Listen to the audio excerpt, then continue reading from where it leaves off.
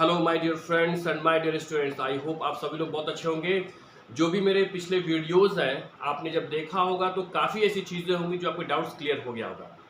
ये जो सबसे बेनिफिट किसके लिए है, जो कि क्लास 3 से लेकर क्लास 8 तक जो बेसिक ग्रामर है वो सारी चीज़ें मैं क्लियर करा दूंगा। इट मीन्स कि अगर कोई बच्चा कोई क्लास 2, 3, 4, 5, 6, 7, 8 में पढ़ रहा है तो इन वीडियोस से जो सी किताबें हैं जो स्कूल में पढ़ाई जाती हैं वो बिल्कुल टू द पॉइंट उस उन किताबों में और जो मेरा जो लेक्चर होगा इसमें आप जब मैच करेंगे तो आपको काफ़ी हद तक it is very beneficial for you.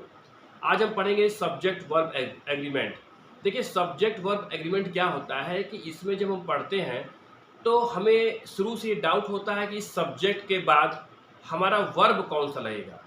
तो आज उसी के जो हमारा जो चैप्टर है उसी से रिलेटेड है कि अगर हम किसी भी सब्जेक्ट को देखते हैं तो हम इजीली फाइंड कर सकते हैं कि इस सब्जेक्ट के साथ कौन सा वर्ब लगेगा। सबसे पहले इसकी डिफिनेशन पढ़ते हैं। The rule of subject verb agreement is that a singular subject is followed by a singular verb and a plural subject needs a plural verb।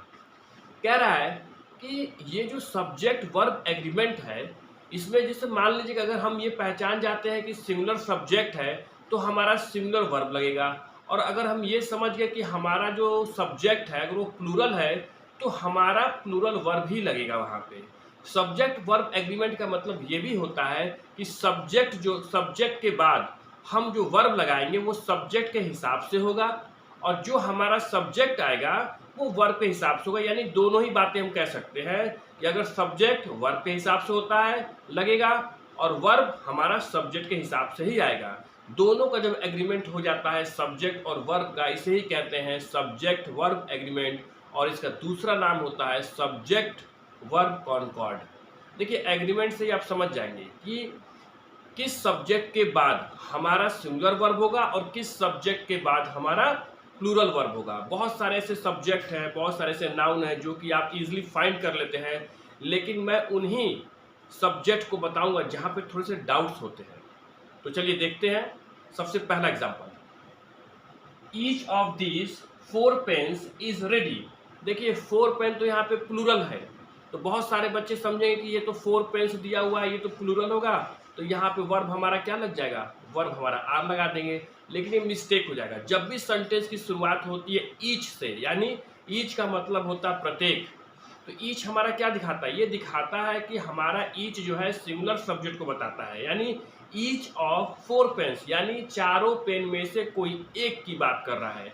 जब एक की बात करेगा तो हमारा सिंगुलर वर्ब आएगा। सिंगुलर वर्ब क्या होता है, इज हो जाएगा। तो यहाँ पर पेन्स जो है वो प्लूरल है लेकिन उसके हिसाब से नहीं लगता है। जो आपका ईच दिया हुआ है ईच के हिसाब से यहाँ पर सिंगुलर वर्ब इज सही हो जाएगा। क्लियर? आगे देखिए। चलिए अब हम दूसरा एग्जांपल देखते हैं। Either of those 2 boys is handsome. अब देखिए यहाँ पे दिया है बॉयज, 2 बॉयज, तो 2 बॉयज को देख के आपको कंफ्यूज नहीं होना है। सबसे पहले ये देखना है कि आइदर दिया हुआ है, तो आइदर ऑफ दोज 2 बॉयज यानी उन दोनों में से एक की बात हो रही है। ईच भी बताता है कि सभी में से एक, आइदर भी बताता है कि सभी में से एक। तो जब आइदर आप देखेंगे तो आइदर के हिसाब से हमारा सिंगुलर वर्ब इज लग जाएगा और ये हमारा सेंटेंस सही हो जाएगा। तो अब आपको देखना है कहीं ईच आता है कहीं आइदर आता है, तो हमेशा सिंगुलर वर्ब ही लगेगा। नेक्स्ट एग्जांपल देखिए।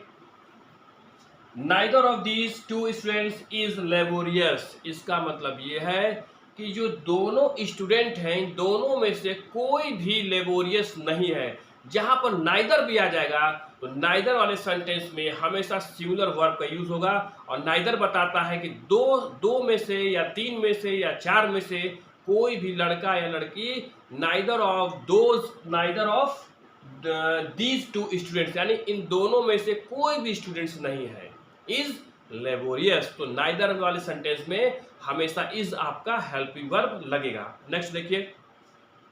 Each of them was a robber. तो यहाँ पे लगा है वॉज, तो वॉज किसके वजह से आया है, ईच के वजह से आया है कि जब भी ईच आएगा तो हमारा सिंगुलर वर्ब होगा, और सिंगुलर वर्ब क्या होता है, यहाँ पे वॉज हो जाएगा। यहाँ पे 2 चीजें ऑप्शन में दिया रहेगा कि वॉज होगा कि वर होगा, 2 ही ऑप्शन आएंगे आपके। तो जब ईच आ जाएगा तो सिंगुलर वर्ब है। सिंगुलर वर्ब क्या होता है हमारा, वॉज हो जाएगा, यहाँ पे पास्ट टेंस का हमारा वॉज हो जाएगा। ठीक, देखिए नेक्स्ट देखिए, every boy and girl is laborious.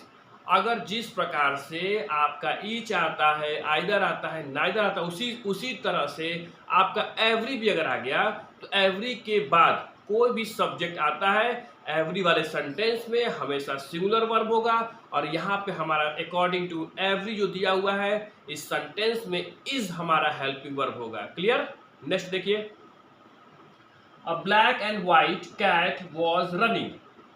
मतलब लिखा है कि यहाँ पे ब्लैक एंड व्हाइट, तो ब्लैक एंड व्हाइट को मत देखिए, यहाँ पर ये देखिए कि आर्टिकल क्या दिया हुआ है। आर्टिकल दिया है ए ब्लैक एंड व्हाइट। इसका मतलब होता है कि एक बिल्ली है जो काली भी और सफ़ेद भी है, यानी एक ही बिल्ली है।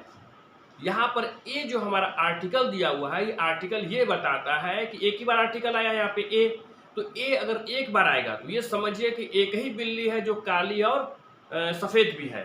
तो एक बिल्ली के लिए क्या होगा, यहाँ पर सिंगुलर वर्ब वॉज लग जाएगा। और अगर ये दिया होता ए ब्लैक एंड ए वाइट, अगर दो बार हमारा आर्टिकल आ गया यानी दो बार हमारा ए आ गया, इसका मतलब दो बिल्ली की बात हो रही है, तो वहां पर वॉज के जगह पर वर हो जाएगा। लेकिन यहाँ पर क्या दिया है, एक ही आर्टिकल ए दिया है, यानी एक बिल्ली की बात हो रही है। अगर दो आर्टिकल होता तो दो बिल्ली की बात होती और वॉज वहां पर चेंज हो जाता है।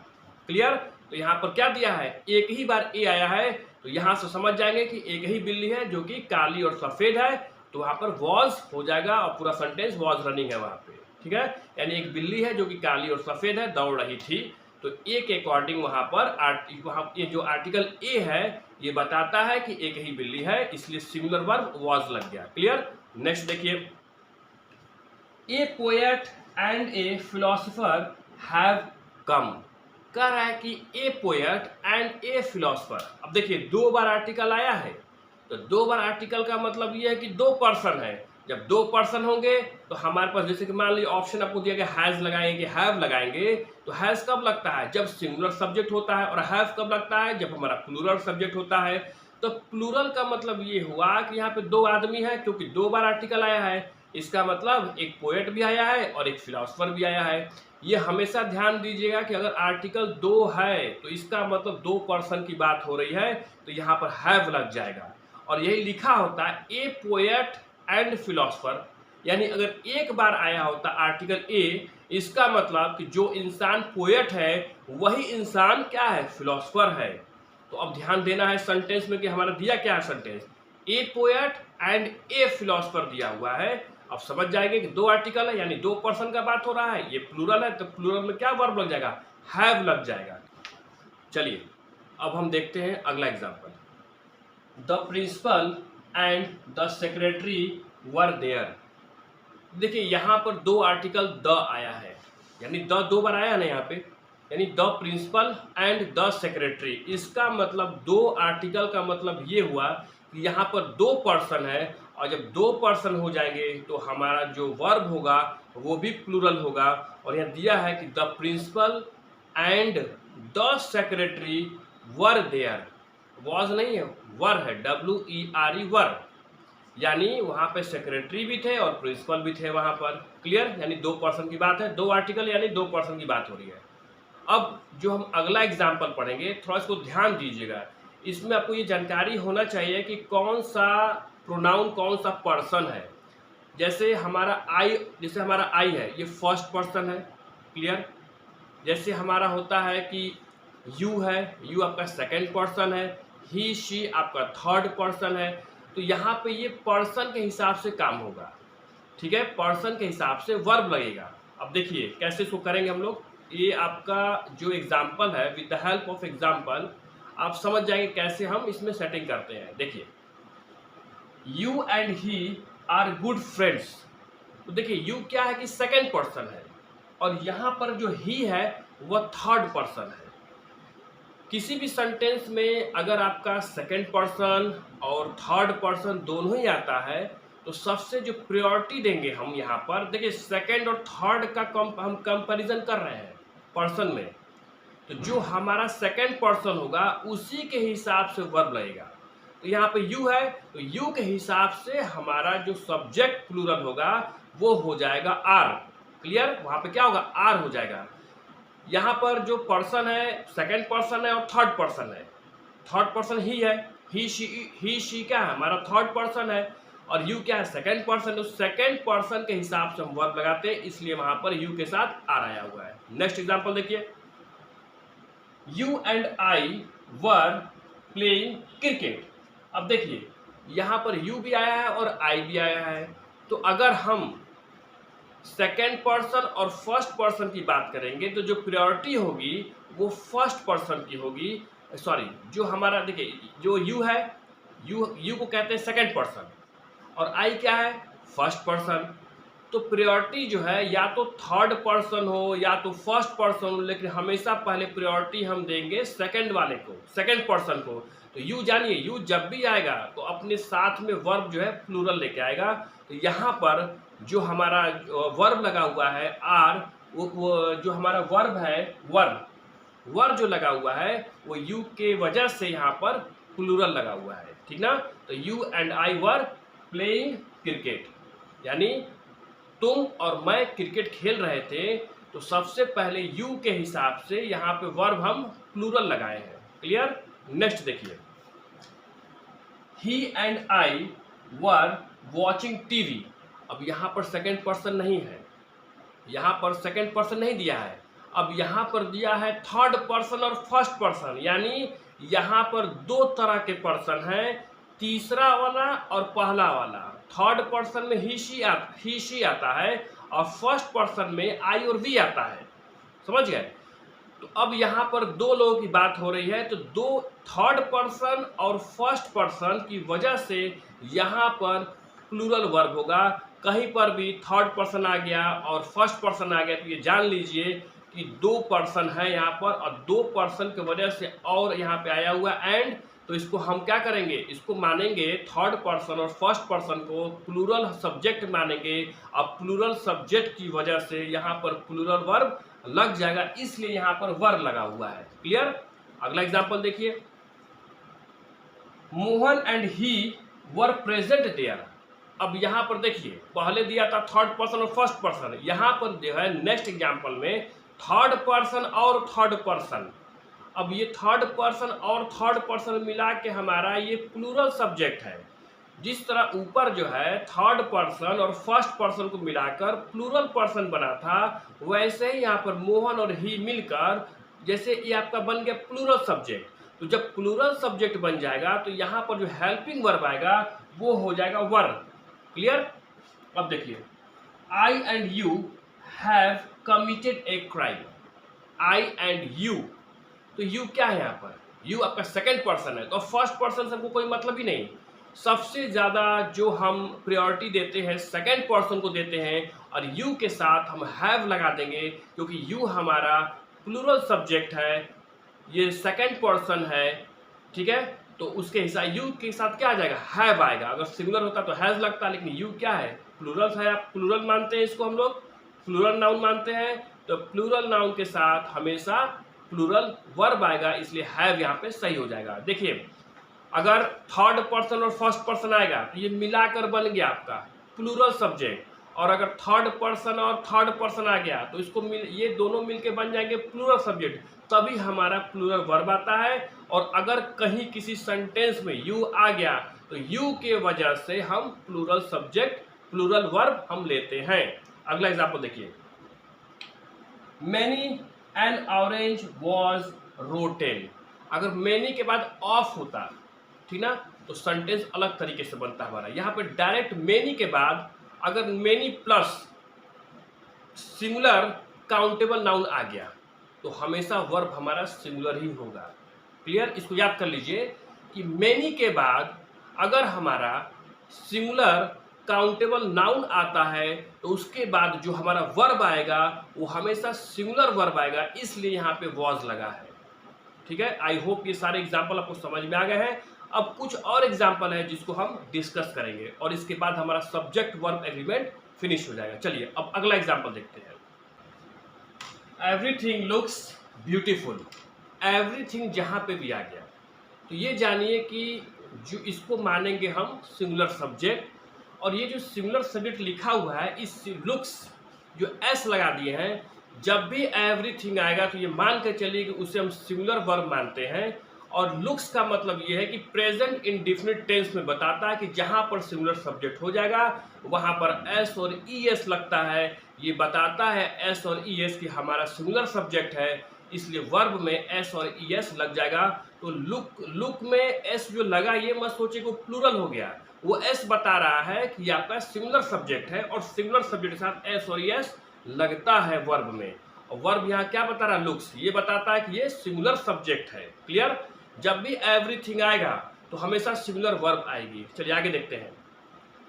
Everything has its own importance, यानी प्रत्येक चीज की अपनी खुद की एक इम्पोर्टेंस होती है। यानी दुनिया में जो भी चीजें हैं वो खुद में एक इम्पोर्टेंस है। जैसे कोई जानवर है वो खुद में इम्पोर्टेंस है, जैसे नेचर है वो खुद में इम्पोर्टेंस है, जैसे मान लीजिए कि ओशियन है वो खुद में इम्पोर्टेंस है। यानी एवरीथिंग जो भी है हमारे आसपास में, सराउंडिंग्स में, हर चीज का अपने आप में एक इम्पोर्टेंस है। और जब भी आपका एवरीथिंग आएगा हमेशा सिंगुलर वर्ब आएगा, इसलिए एवरीथिंग के बाद हम हैज का यूज किए हैं। क्लियर? नेक्स्ट एग्जांपल देखिए। Both girls are beautiful, both के बाद अगर प्लूरल वर्ब आ गया तो ये मान के चलिए कि आपका प्लूरल वर्ब ही आएगा। बोथ, देखिए बोथ के बाद क्या होता है कि बोथ का मतलब होता है दोनों चीजें, और बोथ के बाद अगर आपका प्लूरल वर्ब आ गया इसका मतलब सेंटेंस हमारा सही है। और बोथ के बाद हमेशा प्लूरल वर्ब आता है, और उस बोथ के बाद जो भी हमारा प्लूरल सब्जेक्ट होगा उस प्लूरल सब्जेक्ट के हिसाब से हम प्लूरल वर्ब का ही यूज करेंगे। इसलिए बोथ गर्ल्स के बाद हम आर का यूज किए हैं। क्लियर? नेक्स्ट देखिए। सेवरल स्टूडेंट्स आर एब्सेंट, यानी बहुत सारे स्टूडेंट्स एब्सेंट हैं। जिस तरीके से बोथ के बाद प्लूरल सब्जेक्ट आता है उसी तरीके से सेवरल के बाद भी प्लूरल सब्जेक्ट आता है, और सेवरल स्टूडेंट्स के बाद हम हमेशा प्लूरल वर्ब ही लेंगे, क्योंकि जो सेवरल स्टूडेंट्स है इसे मानते हैं कि ये हमारा प्लूरल सब्जेक्ट है, और प्लूरल सब्जेक्ट के बाद प्लूरल वर्ब ही आएगा। तो यहाँ पे क्या हो गया, यानी सेवरल स्टूडेंट्स आर हो गया। यहाँ पे इज नहीं है, यहाँ पे आर है, क्योंकि सेवरल स्टूडेंट्स क्या है, प्लूरल सब्जेक्ट है। अब प्लूरल सब्जेक्ट के बाद हमेशा प्लूरल वर्ब ही आएगा। नेक्स्ट देखिए। वेरियस बॉयज आर प्रेजेंट, यानी बहुत सारे लड़के क्या थे, प्रेजेंट थे। वेरियस के बाद भी प्लूरल सब्जेक्ट आता है और इसके बाद हम प्लूरल वर्ब का ही यूज करेंगे। नेक्स्ट देखिए। All the money has been spent, देखिए अगर कहीं पे ऑल आता है तो ऑल के बाद हम चेक करेंगे कि हमारा उसके बाद सब्जेक्ट कैसा है। ऑल बेसिकली हम प्लूरल फॉर्म ही इसको मानते हैं, लेकिन ये भी चेक करना है कि ऑल के बाद हमारा सब्जेक्ट क्या है। और जो यहाँ पे जो मनी दिया हुआ है ये सिंगुलर अनकाउंटेबल नाउन है, तो जहाँ पर ऑल आ गया ठीक है, लेकिन ऑल के बाद भी तो चेक करना है। तो ऑल के बाद यहाँ पर सिंगुलर अनकाउंटेबल नाउन है, जिसकी वजह से हमारा सिंगुलर वर्ब ही लगेगा। तो all the money has been spent, यानी हैज क्या है, सिंगुलर वर्ब है।